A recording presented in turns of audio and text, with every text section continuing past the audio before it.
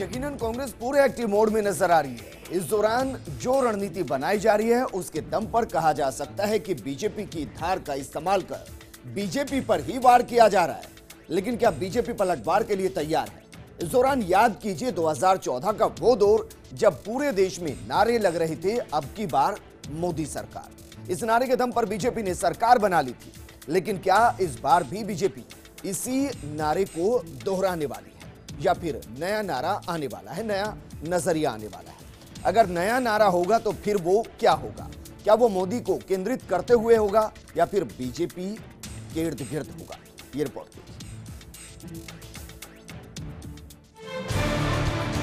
नए नारे के दम पर लोकसभा चुनाव, अब की बार मोदी सरकार में होगा बदलाव। बदलेगा नारा, बदलेगी सोच। बीजेपी का क्या होगा नया नारा? 2014 लोकसभा चुनाव के दौरान हर जगह एक ही नारा गूंज रहा था, अब की बार मोदी सरकार। इस नारे के साथ फिर कुछ अनुपूरक नारे भी शुरू हो गए, जैसे बहुत हुई भ्रष्टाचार की मार, अब की बार मोदी सरकार।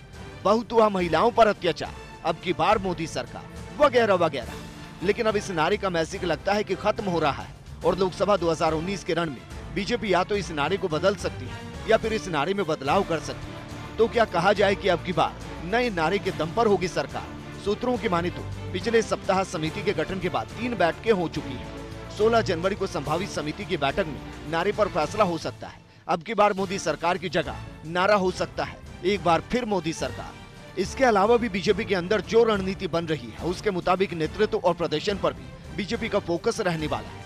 नेतृत्व को 3 हिस्सों में बांटा जाएगा और इसी अंदाज में प्रचार को भी आगे बढ़ाया जाएगा। वैसे मोदी पहले ही चुनाव प्रचार के एजेंडे को तैयार कर चुके हैं और इस बार फिर से वो नारा निकलेगा जो 2014 में जीत के बाद लाल किले से निकला था कि आपने प्रधानमंत्री को नहीं बल्कि प्रधान सेवक को चुना है। वो बात अलग है कि फिर सेवक की जगह मोदी ने चौकीदार शब्द का इस्तेमाल शुरू कर दिया। लेकिन जिस अंदाज में राहुल गांधी ने बीते कुछ महीनों में चौकीदार पर निशाना साध चौकीदार चोर है का नारा लगवाया, शायद उससे बचते हुए बीजेपी की तरफ से फिर प्रधान सेवक चुनने पर जोर दिया जा रहा है। लेकिन ये तय है कि नारा जो भी होगा उसको सीधे जनता से जोड़ने की कोशिश की जाएगी और कांग्रेस उसका तोड़ निकालने की कोशिश में रहेगी। लेकिन इस बार होगी नारे वाली सरकार।